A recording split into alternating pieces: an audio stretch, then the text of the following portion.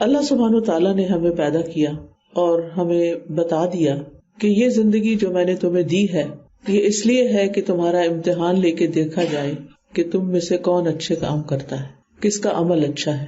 تبارک الذی بیدہ الملک وہو علی کل شیء قدیر الذی خلق الموت والحیاۃ لیبلوکم ایکم احسن عملا۔ تو یہ جو ابتلا ہے، یہ جو امتحان ہے، یہ جو آزمائش ہے، وہ ہم میں سے ہر ایک پر ہے، کسی نہ کسی شکل میں، کوئی ایک انسان بھی اس سے خالی نہیں۔ اللہ سبحانہ وتعالیٰ نے قرآن مجید میں ہی ہمیں بتا دیا وَلَنَبْلُوَنَّكُمْ بِشَيْءٍ مِّنَ الْخَوْفِ وَالْجُوعِ وَنَقْصٍ مِّنَ الْأَمْوَالِ وَالْأَنفُسِ وَالثَّمَرَاتِ وَبَشِّرِ الصَّابِرِينَ الَّذِينَ إِذَا أَصَابَتْهُمْ مُصِيبَةٌ قَالُوا إِنَّا لِلَّهِ وَإِنَّا إِلَيْهِ رَاجِعُونَ أُولَئِكَ عَلَيْهِمْ صَلَوَاتٌ مِّن رَّبِّهِمْ وَرَحْمَةٌ وَأُولَئِكَ هُمُ الْمُهْتَدُونَ۔ اور ہم تمہیں ضرور ضرور آزمائیں گے کسی نہ کسی چیز سے، خوف یا بھوک یا مالوں اور جانوں اور پھلوں کی کمی سے، اور صبر کرنے والوں کو بشارت دے دیجئے وہ کہ جب ان کو مصیبت آتی ہے تو وہ کہتے ہیں انا للہ و انا الیہ راجعون، بے شک ہم بھی اللہ کے ہیں اور اللہ ہی کی طرف واپس جانے والے ہیں۔ یعنی کوئی چیز ان کے ہاتھ سے جاتی ہے تو وہ فوراً یاد کرتے ہیں کہ چیز چلی گئی، ہم نے بھی تو جانا ہے، کسی نے بھی یہاں ہمیشہ نہیں رہنا۔ تو اللہ تعالیٰ ان کا دل تھام لیتا ہے۔ اولئک علیہم صلوات من ربہم، ایسے لوگوں پر رب کی رحمتیں آتی ہیں، ورحمہ اور رحمت، نوازشیں ہیں رب کی اور رحمت ہے رب کی، واولئک ھم المہتدون، اور یہی لوگ ہدایت یافتہ ہیں۔ یعنی ہدایت پر وہ انسان ہے جو مصیبت کو ہینڈل کرنا جانتا ہے اور مصیبت کے آنے پر اللہ سبحانہ تعالیٰ سے راضی رہتا ہے، ہر حال میں رب سے راضی رہتا ہے۔ وہ مصیبت کے آنے پر، تکلیف کے آنے پر شکوہ شکایت نہیں کرتا، بلکہ اللہ سبحانہ تعالیٰ کی طرف رجوع کرتا ہے، اللہ کو یاد کرتا ہے، اللہ سے مدد مانگتا ہے کہ ایاک نعبد و ایاک نستعین۔ ہر نماز میں کہنے کا مطلب کیا ہے؟ ہر نماز کی ہر رکعت میں کہنے کا کہ یا رب ہم تیری ہی عبادت کرتے ہیں اور صرف تجھی سے مدد چاہتے ہیں، تو ہماری مدد فرما۔ اور بندہ مومن یہ بھی جانتا ہے کہ جو بھی تکلیف آتی ہے، جو بھی آزمائش آتی ہے، وہ اللہ تعالیٰ کی طرف سے ہی آتی ہے۔ سورۃ التوبہ میں اللہ تعالیٰ فرماتے ہیں قُل لَن يُصِيبَنَا إِلَّا مَا كَتَبَ اللَّهُ لَنَا هُوَ مَوْلَانَا وَعَلَى اللَّهِ فَلْيَتَوَكَّلِ الْمُؤْمِنُونَ، کہہ دیجئے ہمیں ہرگز کوئی تکلیف نہیں آتی، کوئی مصیبت نہیں آتی مگر وہ جو اللہ نے ہمارے لیے لکھ دیا ہے۔ یعنی ہمارے پیدا ہونے سے پہلے ہماری تقدیر لکھی گئی ہے، اللہ تعالیٰ کو پتا ہے کہ میں نے کس انسان کو کس کس چیز سے آزمانا ہے، کہاں کہاں اس کی زندگی میں کون سی مشکل آئے گی۔ ہوا مولانا، وہی ہمارا مولا ہے، وعلی اللہ فلیتوکل المؤمنون، اور مومنوں کو اللہ پر ہی بھروسہ کرنا چاہیے۔ یعنی جب مصیبت آ جائے تو پھر اللہ ہی کی طرف رجوع اور اللہ ہی پر توکل، اور اس بات کی امید اور انتظار کہ اللہ تعالیٰ ہی اس مشکل کو آسان فرمائے گا۔ اور مومن کا یہ بھی یقین ہوتا ہے وَإِن يَمْسَسْكَ اللَّهُ بِضُرٍّ فَلَا كَاشِفَ لَهُ إِلَّا هُوَ، کہ اگر اللہ تمہیں کوئی تکلیف پہنچائے تو اس کو کوئی ہٹا ہی نہیں سکتا مگر وہ خود ہی۔ وَإِن يُرِدْكَ بِخَيْرٍ، اور اگر وہ تم سے کسی خیر کا ارادہ کر لے، تمہارے لیے کوئی خیر چاہے، فَلَا رَادَّ لِفَضْلِهِ، تو اس کے فضل کو بھی کوئی رد نہیں کر سکتا، روک نہیں سکتا۔ يُصِيبُ بِهِ مَن يَشَاءُ مِنْ عِبَادِهِ، وہ اپنے بندوں میں سے جسے چاہتا ہے پہنچاتا ہے، یعنی خیر پہنچاتا ہے، اور جس کو چاہتا ہے آزما بھی لیتا ہے۔ وَهُوَ الْغَفُورُ الرَّحِيمُ، اور وہ بڑا ہی بخشنے والا، بڑا مہربان ہے۔ لہذا ایک مومن جو ہے وہ اپنی زندگی میں ہر مشکل میں، ہر تکلیف میں اللہ سبحانہ تعالیٰ کی طرف رجوع کرتا ہے، کیونکہ وہ جانتا ہے کہ یہ تکلیف مجھ پر اللہ کے اذن سے آئی ہے۔ ما اصاب من مصیبت الا باذن اللہ، یہ اللہ کے اذن سے آئی ہے، اس کے بغیر آ نہیں سکتی تھی۔ ومن یؤمن باللہ، اور جو اللہ پر ایمان رکھتا ہے، اللہ پر اعتماد کرتا ہے کہ اب تکلیف کو دور بھی وہی کرے گا، تو پھر کیا ہوتا ہے؟ یہدی قلبہ، اللہ اس کے دل کو رہنمائی دے دیتا ہے۔ واللہ بکل شیء علیم، اور اللہ تعالیٰ ہر چیز کو خوب جاننے والا ہے، اچھی طرح جانتا ہے کہ کب کس کی تکلیف دور ہونی چاہیے، کیونکہ یہ بھی اسی کا فیصلہ ہوتا ہے۔ پھر آپ دیکھیے کہ بندے کو جو پریشانی یا غم یا تکلیف آتی ہے، یہ اللہ تعالیٰ کی طرف سے ضروری نہیں کہ کوئی سزا ہی ہو۔ عام طور پر جب کسی بھی مصیبت آتی ہے تو ہم کہتے ہیں کہ اس نے کچھ برا کیا ہوگا نا، کسی اور کے ساتھ کیا ہوگا تب اس کی پکڑ آ گئی اس کو۔ نہیں، مصائب کا آنا بندہ مومن کے لیے اللہ کی طرف سے بھلائی ہی ہوتی ہے. ابو ہریرہ رضی اللہ عنہ کہتے ہیں کہ رسول اللہ صلی اللہ علیہ وسلم نے فرمایا من یرد اللہ بہ خیرا یصب منہ، جس کے ساتھ اللہ خیر و برکت کا ارادہ کرتا ہے اسے مصائب اور آلام میں مبتلا کر دیتا ہے، اسے کسی تکلیف میں مبتلا کر دیتا ہے. اور یہ بندے کے ساتھ اللہ کا بھلائی کا ارادہ ہوتا ہے، کیونکہ اس مشکل کی بھٹی میں ڈال کر اللہ تعالیٰ بندے کو اپنے لیے خالص کر لیتا ہے. جب تک کوئی تکلیف نہیں آتی تو انسان خوشحالی میں کبھی اپنے مال و دولت پر اعتماد کرتا ہے، کبھی اپنے بہن بھائیوں پر، کبھی ماں باپ پر، کبھی بچوں پر، کبھی کسی عہدے پر، یعنی دنیا کی چیزوں کی طرف انسان دیکھتا رہتا ہے کہ میں نے اپنا فیوچر سیکیور کر لیا ہے، میرے پاس یہ اور یہ ہے تو میرے لیے کوئی مشکل نہیں ہے. لیکن جب ان سب چیزوں کے ہوتے ہوئے انسان پر مشکل آ جاتی ہے اور پھر انسان دیکھتا ہے کہ تکلیف میں اپنے بھی ساتھ چھوڑ جاتے ہیں. یہ بھی زندگی کی ایک بہت بڑی حقیقت ہے کہ وہ تمام لوگ جو آپ کے آس پاس ہوتے ہیں، آپ سے بڑی محبتوں کا اظہار کرتے ہیں، بعض تکلیفیں ایسی ہوتی ہیں کہ جس میں وہ آپ کو بھول ہی جاتے ہیں، بلکہ انٹینشنلی دور ہو جاتے ہیں کہ اب ہمیں ان کے لیے کچھ کرنا نہ پڑے. لیکن ایک ہستی جو انسان کا ساتھ نہیں چھوڑتی اور وہ ہے اللہ رب العزت کی ہستی. وہ اپنے بندے کو مشکل میں ڈالتا ضرور ہے لیکن اسے کندن بنا کے نکالتا ہے، اس کو خالص کر کے نکالتا ہے. انسان مشکل میں پڑے بغیر خالص ہو ہی نہیں سکتا، کیونکہ مشکل میں ڈال کے اللہ تعالیٰ دیکھتا ہے کہ اب یہ میری طرف آتا ہے یا مجھ سے اور دور ہو جاتا ہے. بعض لوگ ایک سوال کرتے ہیں کہ جو ہم پہ تکلیف آئی ہے ہمیں کیسے پتا چلے کہ یہ ہمارا امتحان ہے، آزمائش ہے یا ہم پر کوئی عذاب آیا ہے. اس کی پہچان کا ایک طریقہ ہے کہ اگر کسی تکلیف کے آنے پر آپ اللہ سبحانہ تعالیٰ سے اور قریب ہو جاتے ہیں تو یہ آپ کی آزمائش تھی، اور اگر آپ اللہ تعالیٰ سے اور دور ہو جاتے ہیں تو یہ پھر آپ کے لیے عذاب تھا. کہ اس کے ذریعے اللہ سبحانہ تعالیٰ کھرے کھوٹے کو الگ کرنا چاہتا تھا، یعنی خبیث اور طیب کو الگ کرتا ہے. جو طیب ہوتا ہے وہ ان آزمائشوں کی بھٹی سے نکل کر اور چمک اٹھتا ہے، اور جو خبیث ہوتا ہے وہ اس عذاب اور مصیبت میں اور اس تکلیف میں مبتلا ہی رہتا ہے. ابن عبد البر کہتے ہیں جس کے ساتھ اللہ بھلائی کا ارادہ رکھتا ہے اللہ تعالیٰ اس کو کسی بیماری میں یا اولاد میں سے کسی کے مرنے کے ساتھ یا مال و دولت کے ضائع ہونے کے ساتھ آزمائش میں ڈالتا ہے. بظاہر تو یہ تکلیف نظر آتی ہے لیکن اس کے ذریعے دراصل اللہ تعالیٰ انسان کے ساتھ بھلائی کا ارادہ کرتا ہے. کیا بھلائی؟ ایک تو یہ کہ انسان اللہ کے اور کلوز ہو جاتا ہے، کثرت سے دعائیں کرتا ہے، ذکر کرتا ہے، اپنی عبادات کو بہتر بناتا ہے، اپنا صدقہ خیرات زیادہ کر دیتا ہے، اللہ سے لو لگاتا ہے. وہ جو اللہ تعالیٰ سے ایک ہمارا رسمی سا تعلق ہو جاتا ہے نا، وہ جب مشکل میں انسان پڑتا ہے تو وہ پردے سارے ہٹ جاتے ہیں، وہ سارے بیریئر ٹوٹ جاتے ہیں.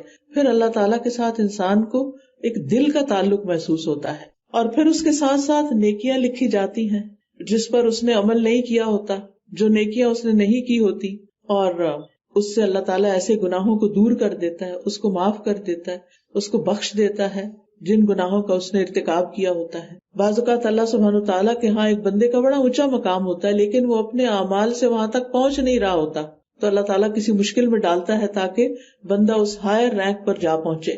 حضرت انس رضی اللہ عنہ سے بھی روایت ہے، نبی صلی اللہ علیہ وسلم نے فرمایا اجر و ثواب میں اضافہ آزمائش میں اضافے کے ساتھ ہے. جتنی آزمائش زیادہ اتنا اجر زیادہ ہی، اس کا گراف اتنا ہی زیادہ بڑھ جاتا ہے، اور جتنی آزمائش عظیم ہوگی اس کا بدلہ بھی اتنا ہی عظیم ہوگا. اور جب اللہ تعالیٰ کسی قوم کو پسند کرتا ہے، یعنی جن لوگوں کو پسند کرتا ہے ان کو آزمائش سے دوچار کر دیتا ہے. بس جو اس میں صبر اور رضا کا مظاہرہ کرتا ہے اللہ کی اس کے لیے رضا لکھی جاتی ہے، اور جو اس کی وجہ سے یعنی آزمائش کی وجہ سے اللہ تعالیٰ سے ناراضگی اور برہمی کا اظہار کرتا ہے اللہ تعالیٰ اس کے لیے ناراضگی لکھ دیتا ہے. اگر یہ بندہ مجھ سے ناراض ہے تو میں بھی اس سے ناراض ہوں. کہتے ہیں نا کہ اگر یہ دیکھنا ہو کہ اللہ تعالیٰ کی نگاہ میں آپ کا کیا مقام ہے تو یہ دیکھو کہ آپ کی نگاہ میں اللہ کا کیا مقام ہے. یہ دیکھنا ہو کہ اللہ تعالیٰ آپ سے محبت کرتا ہے یا نہیں تو پہلے اپنے دل میں جھانکو تم محبت کرتے ہو یا نہیں، کیونکہ اس میں آتا ہے یحبہم و یحبونہ، یحبہم و یحبونہ. یہ محبت ہمیشہ دو طرفہ معاملہ ہوتا ہے، کوئی بھی ریلیشن شپ ون سائیڈڈ نہیں ہوتا. یعنی اگر آپ اللہ سے محبت کرتے ہیں تو اللہ بھی آپ سے محبت کرتا ہے. تو اپنے دل کو ٹٹولنا چاہیے، اپنے اندر جھانکنا چاہیے کہ میرے دل میں اللہ کی کتنی محبت ہے.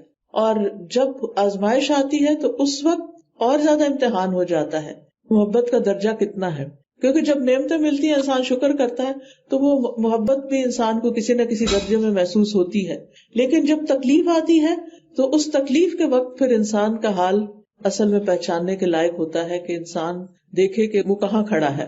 پھر یہ بھی یاد رکھیے کہ آزمائش کچھ دینے کے لیے آتی، لینے کے لیے نہیں آتی، دینے کے لیے آتی، کیونکہ جو اس کے ذریعے جاتا ہے اس سے زیادہ بہتر ملتا ہے انسان کو.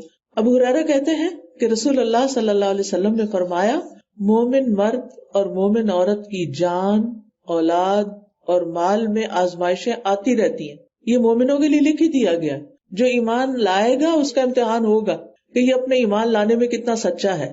یہاں تک کہ جب وہ مرنے کے بعد اللہ سے ملاقات کرتے ہیں تو ان پر کوئی گناہ نہیں ہوتا، صاف ستھرے ہو کے اللہ کی ملاقات کے لیے کھڑے ہوں گے قیامت کے دن. آزمائشیں مانگنی نہیں چاہیے، لیکن اگر آزمائش آ جاتی ہے تو اس میں ناراض نہیں ہونا چاہیے اللہ تعالیٰ سے، بلکہ دل سے راضی رہنا چاہیے. اور بار بار اگر دل میں کوئی برا گمان آئے یا کوئی ایسی بات آئے تو بار بار کہنا چاہیے رضیت باللہ ربًا، رضیت باللہ ربًا، میں اپنے رب سے راضی ہوں، میں اللہ کے رب ہونے پہ راضی ہوں، مجھے کوئی شکوہ نہیں، مجھے کوئی ناراضگی نہیں، مجھے اللہ سبحانہ تعالیٰ سے کوئی بدگمانی نہیں، وہ تو میری دعائیں سنتا ہے. لم اکن بدعائک ربی شقیہ، میں اپنے رب سے دعا مانگ کر تو کبھی بدبخت ہوا ہی نہیں، ہمیشہ خیر ہی ملی ہے مجھے. یا تو دعا دنیا میں قبول ہو جائے گی یا پھر آخرت کے لیے ذخیرہ ہو جائے گی، تو خیر ہی خیر ہے. ابن تیمیہ رحمہ اللہ کہتے ہیں کہ جب آزمائش سخت ہو جائے تو یہ نیک مومن کے لیے اس کے درجات کی بلندی اور عظیم اجر کا سبب بن جاتی ہے، کیونکہ تکلیف میں تو مومن کے لیے خیر ہی خیر ہے. اور ہم جانتے ہیں کہ اللہ سبحانہ تعالیٰ کو جو پہچانتا ہے، جو اللہ کی معرفت رکھتا ہے، جو جانتا ہے کہ اللہ تعالیٰ کس طرح بندے کے ساتھ معاملہ کرتا ہے، وہ تو اپنی گزشتہ زندگی پر جب نظر دوڑاتا ہے اور اپنے اوپر آنے والے امتحانوں کے بعد ملنے والے جو اجر ہیں یا ملنے والی جو نعمتیں ہیں یا دنیا میں اس کو جو سمجھ ملی یا اللہ کی پہچان ملی، تو وہ اس پر حیران بھی ہوتا ہے اور اس کے ساتھ ساتھ وہ اللہ تعالیٰ کا شکر بھی ادا کرتا ہے اور اللہ سے اور زیادہ راضی ہو جاتا ہے. اللہ تعالیٰ کا ایک نام اللطیف بھی ہے. کیا مطلب ہے اس کا، کوئی بتائے گا؟ باریک بین. اور کیا مطلب ہے؟ لطف کرنے والا، لطف و کرم کرنے والا، یہ دونوں معنی. یعنی اگر اللہ لطف و کرم فرمانے والا ہے اور رحیم ہے اور رحمان ہے تو پھر ضرور یہ بھی اللہ کے لطف ہی کی ایک شان ہے جو مجھ پر امتحان آیا ہے. اور پھر اللہ تعالیٰ باریک بین ہے، اس کی تدابیر ایسے ہوتی ہیں کہ ہماری سمجھ میں نہیں آتی موٹی عقل میں، کہ وہ کس چیز کے ذریعے، کس امتحان کے ذریعے، کس آزمائش کے ذریعے کس چیز سے نوازنا چاہتا ہے، وہ ایک چیز لے کے مجھے کیا دینا چاہتا ہے. تو جب انسان اللہ تعالیٰ کی تدابیر اور اللہ تعالیٰ کی خفیہ تدابیر پر غور کرتا ہے تو پھر اس کا بے صبرا پن ختم ہو جاتا ہے اور اللہ کی رضا اور خوشنودی اس کو حاصل ہوتی ہے. انس رضی اللہ عنہ کہتے ہیں کہ رسول اللہ صلی اللہ علیہ وسلم نے فرمایا، مجھے تو مسلمان پر تعجب ہوتا ہے کہ اللہ اس کے لیے جو فیصلہ بھی فرماتا ہے وہ اس کے حق میں بہتر ہی ہوتا ہے. جو فیصلہ بھی اللہ اس کے حق میں فرماتا ہے وہ اس کے لیے بہتری کا سبب ہوتا ہے، اگر کوئی یقین کر لے تو کہ نبی صلی اللہ علیہ وسلم کی بات سچی ہے. بعض اوقات ایسے ہوتا ہے نا کہ ایک بچی کی شادی کسی ایسے ماحول میں ہو جاتی ہے جو اس کی مرضی کے بڑا ہی خلاف ہے. وہ ماں باپ کے گھر میں ایک اور طریقے سے پلی ہوتی ہے اور اس کو آگے کچھ اور سامنے مل جاتا ہے. لوگوں کے اندر اخلاق نہیں ہے، لوگوں کے اندر کوئی پیار نہیں ہے، مالی حالات بھی اچھے نہیں. تو ایسے میں انسان کا اپسیٹ ہونا بہت یقینی بات ہے. لیکن ایسے میں بھی انسان اگر پازیٹو رہے کہ میرا رب مجھے اور میچور کرنا چاہتا ہے، مجھے چمکانا چاہتا ہے، مجھے کچھ سکھانا چاہتا ہے، تو وہ ان حالات پر بے صبر پن کا مظاہرہ نہ کرے، بلکہ اللہ تعالیٰ کے جو فیصلے ہیں یا اللہ تعالیٰ کے جو معاملات ہیں ان کو دیکھتا جائے کہ اب میری زندگی میں کیا ہو رہا ہے. اور ہمیشہ تکلیف آنے پر ایک بات یہ ضرور سوچیں کہ میں نے اس سے کیا سیکھا ہے، میں نے اس سے کیا سبق حاصل کیا ہے. کیونکہ تکلیف پہنچنے پر کسی سے بھی، اپنوں سے، پرایوں سے، اندر گھر میں باہر کہیں بھی تکلیف پہنچنے پر ہم فوری طور پر دوسروں کے بارے میں بدگمانی تو کر لیتے ہیں، ناراض بھی ہو جاتے ہیں، بول بھی پڑتے ہیں، غصہ بھی کر جاتے ہیں، لیکن جو چیز ہمیں بہتر کر سکتی ہے اس کی طرف ہماری توجہ نہیں ہوتی. اور وہ بہتر چیز کیا ہوتی ہے کہ میں نے اس سے کیا سیکھا، میرے اندر اس سے کیا بہتری آئی، میں نے اس معاملے کو کس طرح ڈیل کرنا ہے، میں نے اس پر صبر کیسے کرنا ہے، میرے لیے اس پر اجر کیا ہے. یعنی تکلیف تو آئی، مجھے کیا ملا. جس کے اندر شعور ہوتا ہے نا، ذہنی بیداری ہوتی ہے، وہ بہت سی چیزیں ڈھونڈ لیتا ہے کہ اس کی وجہ سے میرے اندر یہ اور یہ بلائی آئی ہے، مجھے لوگوں کو سمجھنے کا موقع ملا ہے، مجھے تکلیف کو برداشت کرنے کا طریقہ آیا ہے، مجھے اپنے لیے بہتر راستوں کا انتخاب کرنا آیا ہے. یعنی بے شمار چیزیں ہیں جو انسان ان تکلیفوں سے سیکھتا ہے. اور سب سے بڑی بات جو سیکھنے کی ہوتی ہے نا، وہ یہ کہ دنیا کی کوئی بھی چیز ایسی نہیں کہ جس پر ہم 100% ریلائی کر سکیں. صرف ایک ذات ہے، اللہ کی ذات، جس پہ ہم بھروسہ کر سکتے ہیں. بعض اوقات اپنے ماں باپ کی طرف سے انسان کو ناانصافیوں کا سامنا کرنا پڑتا ہے. شاید ہی کوئی دن جاتا ہو کہ جب میرے پاس یہ مسئلہ نہ آتا ہو کہ ماں نے یا باپ نے پراپرٹی ایک بھائی یا ایک بہن یا ایک شخص کو دے دی ہے اور ہمیں کچھ نہیں دیا. اور خاص طور پر یہاں رہنے والوں کو تو لوگ فار گرانٹیڈ لیتے ہیں. وہ سمجھتے ہیں کینیڈا میں رہ رہے ہیں، ان کے پاس تو سب کچھ ہے، انہیں کس چیز کی ضرورت ہے. یہاں پاکستان میں یا انڈیا میں جو بھائی رہتا ہے اس کے حالات خراب ہیں، لہٰذا جو بھی جائیداد ہم چھوڑ کے جا رہے ہیں انہیں کو دے دو. اور یہاں رہنے والوں کو کہتے ہیں تم خبردار جو نام بھی لو، تمہارا کوئی حصہ نہیں، تم نے کیا کرنا ہے. فار گرانٹیڈ خود سے ہی فیصلہ کر لیتے ہیں. اور یہ نہیں پتا کہ یہاں کے حالات کتنے مشکل، یہاں کن کن مشکلات سے بچے گزر رہے ہیں. ایک یونیورسٹی کی تعلیم ہی کتنی مہنگی ہے، ایک گھر کا رینٹ ہی کتنا مہنگا ہے، گروسریز کی قیمتیں آسمانوں پہ جا پہنچی ہیں. تو یہ کیسے آپ اتنی دور بیٹھ کے فیصلہ کر لیا کہ آپ کو کچھ بھی نہیں چاہیے. یا وہاں بیٹھے لوگ جو یہ سمجھتے ہیں کہ بس ایک دفعہ ہم یہاں سے نکل جائیں کہ تمہاری زندگی جنت بن جائے گی. دنیا میں جنت ہے ہی کوئی نہیں، ہر جگہ کے اپنے مسائل ہیں. کرنے کا کام یہ ہے کہ ہمیں جو اللہ تعالیٰ جیسے حکم دیتے ہیں نا ویسے کرتے جائیں، کیونکہ ہمارے آرام اور عیش و عشرت کی جگہ تو دراصل جنت ہی ہے. خوشیاں صرف وہی ہیں. یہاں پر ہر خوشی کے ساتھ کوئی نہ کوئی آزمائش لگی ہوئی ہے، پھول کے ساتھ کانٹا ہے. کوئی خوشی، کوئی نعمت تکلیف سے خالی نہیں، ہر چیز کے ساتھ کچھ نہ کچھ لگا ہو. تو یہ دنیا پیور ہے ہی نہیں. اور آزمائشیں آنے پر یہ بات انسان کو سمجھ آتی ہے کہ یہ دنیا پیور نہیں ہے، اصل چیز تو آخرت ہے. اب کرنے کا کام کیا ہے، ہمیں کیا کرنا چاہیے، زندگی کیسے گزارنی چاہیے. سب سے پہلی چیز اللہ تعالیٰ کے ساتھ مخلص ہونا چاہیے، سنسیئر ہونا چاہیے، سچا ہونا چاہیے. ابن حجر کہتے ہیں جو بندہ اللہ تعالیٰ کے ساتھ اخلاص اور سچائی کا مظاہرہ کرتا ہے، دنیا کے فتنے اس کو کوئی نقصان نہیں پہنچا سکتے، نہ ہی اس کا کچھ بگاڑ سکتے ہیں. حافظ ابن حجر کون ہے؟ وہ صحیح بخاری کی جو سب سے بڑی شرح ہے نا، فتح الباری، اس کے مؤلف ہیں. وہ لکھی ہے انہوں نے، کئی والیوم میں ہے. وہ کہتے ہیں جو بندہ اللہ تعالیٰ کے ساتھ اخلاص کا اور سچائی کا مظاہرہ کرتا ہے، سچا ہوتا ہے اللہ کے ساتھ، دنیا کے فتنے اس کو کوئی نقصان نہیں دے سکتے، اس کا کچھ بھی نہیں بگاڑ سکتے. کیونکہ جو ہی کوئی تکلیف آئے گی، کوئی فتنہ آئے گا، وہ اللہ کی طرف رجوع کرے گا. کل سے اسکول کھول رہے ہیں، ماں باپ پریشان ہیں، بچے اسکول جائیں گے، پتہ نہیں کیا سیکھ کے آئیں گے، کیا کیا نئی باتیں سیکھیں گے، کیسے بچائیں، کیا کریں. اس ایک جملے میں سارے مسئلے کا حل ہے. اپنے بچوں کے اندر ایمان پیدا کریں، ایمان کی تجدید کریں، ان کے دلوں میں اللہ کی محبت کا بیج ڈالیں، ان کے اندر اللہ پہ توکل ڈالیں، ان کے اندر اللہ کی عظمت کا احساس ڈالیں، ان کے اندر اللہ کی پہچان کا سبق ڈالیں. تو جو شخص اللہ کو پہچان جاتا ہے نا، جس بچے کو یہ پتا ہو کہ میں مسلمان ہوں اور میں نے وہ کرنا ہے جو میرے رب نے کہا ہے، کیونکہ میں نے اس کے پاس واپس جانا ہے، میں نے اس کے سامنے جا کے کھڑے ہونا ہے، میں نے اپنے کاموں کا حساب دینا ہے، تو وہ کوئی کیئر لیس کام نہیں کرے گا. وہ ادھر ادھر کی چیزوں سے مرعوب بھی نہیں ہوگا، وہ متاثر بھی نہیں ہوگا، کیونکہ اس کے پاس ایک بڑی چیز ہے. وہ اس دنیا سے کیسے متاثر ہو سکتا ہے جس کے پاس بڑی چیز نہیں؟ دنیا کیا ہے؟ دنیا دنوب سے، دنوب کہتے ہیں سب سے نیچے گھٹیا چیز، مچھر کے پر کے برابر نہیں. لیکن ہم نے سر پہ بٹھایا ہوا کہ سب کچھ یہی ہے، اس لیے اپنی جان، مال، اولاد سب کچھ اسی میں کپا دو. نہ اولاد کے لیے وقت ہے کہ ان کے اندر ایمان پیدا کر.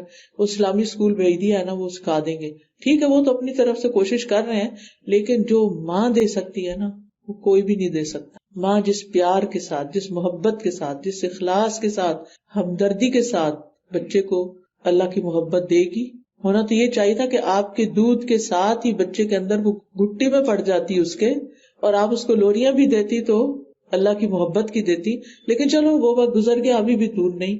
It's never late. آپ اب بھی شروع کر سکتے ہیں. اسکول سے آئے بچے، آپ ان سے پہلے گھر پہ موجود ہوں، آپ ان کو ویلکم کریں، آپ ان کو گلے لگائیں، آپ ان کو سلام کریں، آپ ان سے محبت سے پیش آئیں، آپ ان کو کچھ کھانے کے لیے آفر کریں، آپ ان سے پوچھیں آج کیا کیا ہوا، آج ٹیچر نے کیا بتایا، آج تمہاری دوست نے کیا کیا.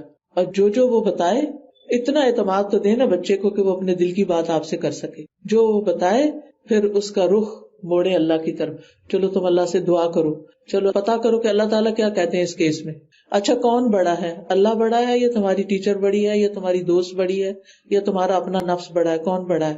کس نے پیدا کیا, کس نے سب کچھ دیا, کس کے پاس سے آئے, کس کے پاس جانا ہے, ہمارا انجام کیا ہے؟ عقل مند وہ ہوتا ہے جو انجام کو سامنے رکھ کے کام کرتا ہے, انجام کو سامنے رکھ کے.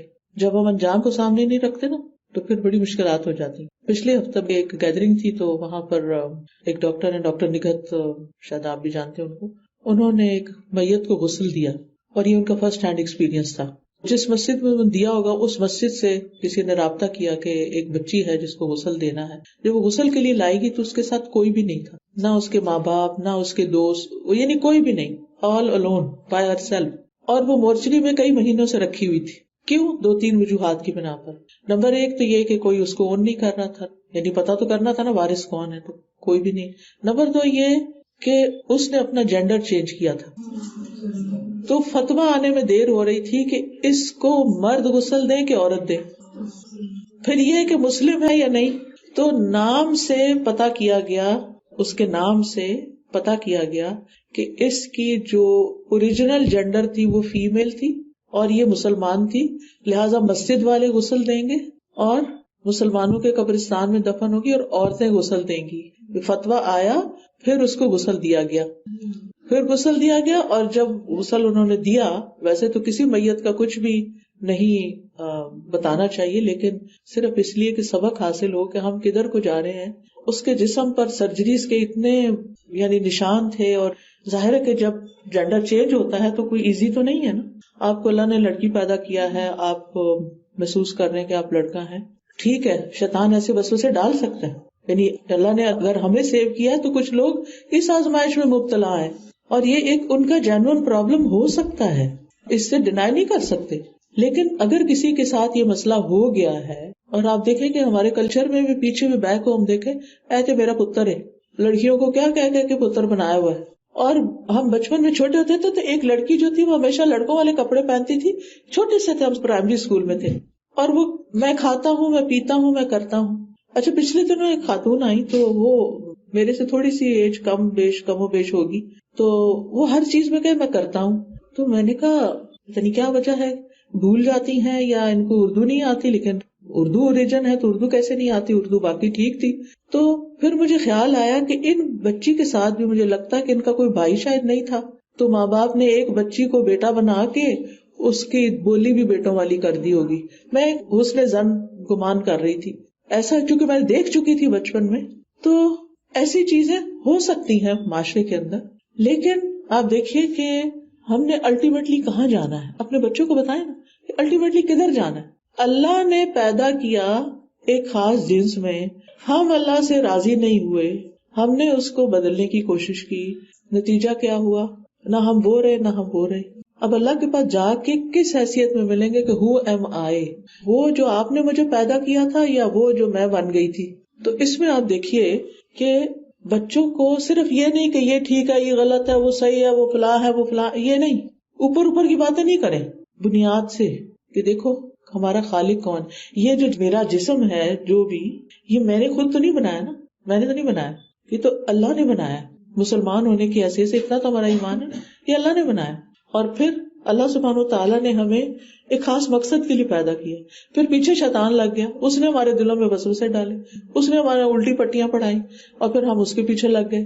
تو ہم نے جانا اللہ کے پاس ہے. جو بھی تم نے ڈیسیژن لینا اپنی زندگی کے بارے میں, بعض بچیاں ہوتی وہ کہتی میں نے گھر چھوڑ دینا, میں نے نہیں رہنا ماں باپ کے ساتھ. ٹھیک ہے بیٹا, تم نے گھر چھوڑنا نا, چھوڑ دو, جاؤ. بس یہ یاد رکھنا کہ واپسی اللہ ہی کی طرف ہے.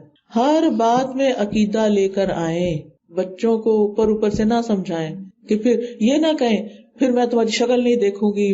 دیکھیں جس بچے نے یہ کہہ دیا کہ میں نے رہنا نہیں آپ کے ساتھ, اس کو آپ کی شکل سے کیا لگے, اسے اس سے کیا غرض کہ میری کوئی شکل دیکھتا ہے یا نہیں دیکھتا, اس کو تو پرواہ ہی نہیں ہے. تو پیاری بہنوں, اس کے لیے آپ کو خود اللہ سبحانہ تعالیٰ کی معرفت ہونی چاہیے. ایمان کے اوپر کام کریں, اللہ تعالیٰ کی معرفت پر, اور پھر اللہ کی پہچان, آخرت کی پہچان, آخرت کی طرف جانے کا, مرنے کے بعد جی اٹھنا, اور پھر اللہ کے سامنے حساب کتاب, اور پھر ہمیشہ کی جنت یا جہنم. کیا چاہیے اپنے لیے, کہاں جانا چاہتے ہو؟ یعنی ہم سب اپنے سے بھی پوچھے کہاں جانا چاہتے ہیں. جنت میں جانا چاہتے ہیں، اللہ سے ملاقات کرنا چاہتے ہیں، اللہ کو دیکھنا چاہتے ہیں، تو پھر آپ دیکھیے کہ اگر اللہ سے ملاقات کرنی ہے، اللہ سے اگر ملاقات کرنی ہے تو پھر تیاری نہیں کرنی، ایسے ہی چلے جانا ہے۔ محبت دنیا کے دل میں بیٹھی ہوئی ہو اور مر کے اللہ سے ملاقات کر کے کیا جواب دیں گے کہ اللہ تجھ سے زیادہ یہ چیزیں پیاری تھی، یہ گھر پیارے تھے جن کو سجانے میں ہر وقت لگے رہتے تھے، پڑھنے پڑھانے کا کوئی وقت ہی نہیں تھا ہمارے پاس، کچھ ہی دین سیکھنے کا، کچھ ایمان سیکھنے کا۔ اور دوسرا یہ کہ ایمان مضبوط ہوتا ہے قرآن کی تعلیم سے۔ آپ دنیا میں اگر مثلاً کوئی ایک بلینئر بھی ہو نا، اور وہ ہر جگہ اسلام کے پوسٹر لگوا دے، اس سے اسلام نہیں پھیلنے والا، اس سے لوگوں کے اخلاق میں چینج نہیں آنے والا۔ طرح طرح کے رنگین فلائر بنا کے، پوسٹر بنا کے آپ لوگوں کو دیں، لگائیں، وہاں لگا دیں۔ کس کے گھر میں کوئی قرآنی آیتیں نہیں لگی ہوئی؟ کوئی ہے آپ میں سے ایسا؟ ہر مسلمان کے گھر میں یا آیت الکرسی لگی ہوتی ہے، یا پھر اسی طرح کوئی نہ کوئی آیتیں لگی ہوتی ہیں، کیلی گرافی لگی ہوتی ہے۔ اس کو کتنی دفعہ ہم نے پڑھا، کتنا سبق لیا اس سے، اور کتنا ہمارا دل پگھلا۔ تبدیلی آتی ہے تعلیم سے، تربیت سے۔ تو بہت ضروری ہے کہ ہم وقت نکالیں، چاہے ہفتے میں 1 دن، 2 دن، 3 دن، جو اللہ توفیق دے، عمر کے جس بھی حصے میں ہے، اپنے آپ کو قرآن سے جوڑ لیں۔ جب آپ کو تازہ پانی ملے گا نا تو آپ کو بچوں کو سیراب کرنا بھی آسان ہوگا، ان کو بھی پلا سکیں گے۔ جب آپ کا اپنا اندر خالی ہے تو بچوں کو کیا دینا ہے؟ تو اخلاص اور سچائی ہوگی نا، فتنے نقصان نہیں دیں گے، یہ یاد رکھیں۔ پریشان ہونے کی ضرورت نہیں ہے، اسی ماحول میں سے ہیرے نکلیں گے۔ ٹھیک ہے ان کے لیے ٹف ٹائم ہے، لیکن اگر انہیں اپنی پہچان ہے، اپنے دین کی پہچان ہے، تو پھر مشکل نہیں ہے۔ دوسری بات یہ ہے کہ تکلیف اور پریشانی میں غمگین نہ رہا کریں، غم سے چھٹکارا حاصل کریں۔ یوسف علیہ السلام نے اپنے بھائی سے کیا فرمایا تھا جب بنیامین ان کو ملے تھے؟ پتا ہے کسی؟ ہاں، کہا فلا تبتئس، بھائی تو اس پہ رنج نہ کریے جو بھائیوں نے تمہارے ساتھ سلوک کیا ہے۔ آپ کے بھائیوں نے جو آپ کو تنگ کیا ہے اس پہ غم نہ کرو، اس پر غم نہیں کرو، ٹھیک ہے۔ شعیب علیہ السلام نے موسیٰ علیہ السلام سے فرمایا، جب موسیٰ علیہ السلام ہجرت کر کے چلے گئے تھے، کہاں کی تھی انہوں نے ہجرت؟ مدین کی طرف گئے تھے، ٹھیک ہے۔ تو وہ فرعون کے ڈر سے گئے تھے نا، کیونکہ قتل ہو گیا تھا ان سے غلطی سے، بائی مسٹیک۔ تو جب وہ وہاں پہنچے تو انہوں نے کیا کہا؟ لا تخف نجوت من القوم الظالم، خوف نہ کرو، ڈرنے کی نہیں ضرورت، اب امن میں ہو، ادھر ہی آرام سے رہو۔ نبی صلی اللہ علیہ وسلم نے ابو بکر رضی اللہ عنہ سے کیا کہا تھا؟ لا تحزن ان اللہ معنا، غم نہ کرو، اللہ ہمارے ساتھ ہے۔ لہذا خوف، بے قراری کی گھڑیوں میں دل کے اندر سکون لائیں، اچھی توقع رکھیں، اور نبی صلی اللہ علیہ وسلم کا فرمان یاد رکھیں، مجھے اچھی فعل پسند ہے، یعنی کوئی کلمہ خیر یا اچھی بات کسی سے سنی جائے، اچھی بات، غم نہیں کریں، اس میں بھی خیر ہے۔ ایک جملہ ہمیشہ یاد رکھے، اس میں بھی خیر ہے۔ دس شیل ٹو پاس، یہ بھی نکل جائے گا، یہ وقت گزر جائے گا۔ لوگوں سے آپ کو شکایت ہے، اس میں بھی خیر ہے، آپ اور مضبوط ہو جائیں گے، آپ ان سے اوپر اٹھ جائیں۔ ابن القیم کہتے ہیں کہ نبی صلی اللہ علیہ وسلم نے غم کو ایسی چیز قرار دیا ہے جس سے اللہ کی پناہ مانگنی چاہیے اور استعاذہ طلب کرنا چاہیے۔ اس کی وجہ یہ ہے کہ غم دل اور عزم اور ارادے کو کمزور کر دیتا ہے، ارادے کو نقصان پہنچا دیتا ہے۔ یعنی انسان نے بڑے بڑے کام کرنے ہوتے ہیں زندگی میں، غم کے چکر میں آ کے وہ کسی قابل نہیں رہتا، بستر سے لگ جاتا ہے، کیا فائدہ ہوا، زندگی ضائع ہو گئی۔ وہ مسئلہ اپنی جگہ ہے نا، اللہ یہ تو نے سنبھالنا ہے، میں نے تو اپنا کام کرنا ہے۔ کوئی بیماری آ گئی، کوئی تکلیف آ گئی، اللہ یہ بیماری تو نے ٹھیک کرنی ہے، میں نے تو اپنا کام کرنا ہے، جتنا مجھ